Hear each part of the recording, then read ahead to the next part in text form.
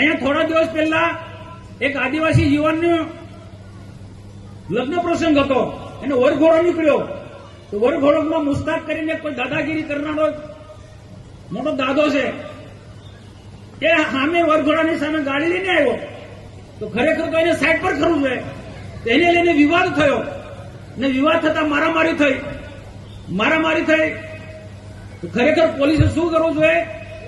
જો વરરાજા ને જે ગોકુળનગરના જે ભાઈઓ હતા એમને મદદરૂપ થવું જોઈએ.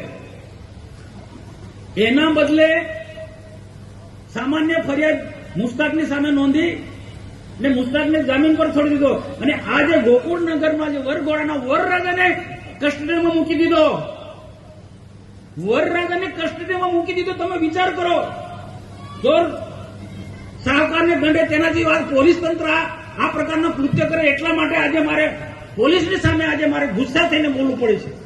પોલીસ કોઈ મારી દુશ્મન નથી, પણ જે રીતે ગરીબ સમાજ એસટી એસસી ઓબીસી સમાજને, જે ગરીબ સમાજને ન્યાય આપવો જોઈએ, એના બદલે એમને સજા કરે છે. કમ ભાઈ મુસ્તાક એટલો મોટો માથા ભારે માણસ છે કે પોલીસને હપ્તા આપે છે. આવા બધા લોકો ઘણી બધી જગ્યાએ આ નર્મદા કિનારે રેત માફિયાઓ માં પણ કોણ રંજાડે છે? આવા રેત માફિયા આદિવાસીઓ ગરીબોને રંજાડે છે, ને પોલીસ ને તેમાં રાજપાડીનો પીઆઈ ખાજ એ ગરીબોને રંજાડે, રેત માફિયાની સાથે સેટિંગ કરે છે. આજે નર્મદા કિનારે રહેનારા લોકો, ગરીબ આદિવાસી માસી સમાજના લોકો રોજીરોટી કરતા હોય, તો એને કોઈ ને કોઈ પ્રકારે પોલીસ હેરાનગતિ કરે છે.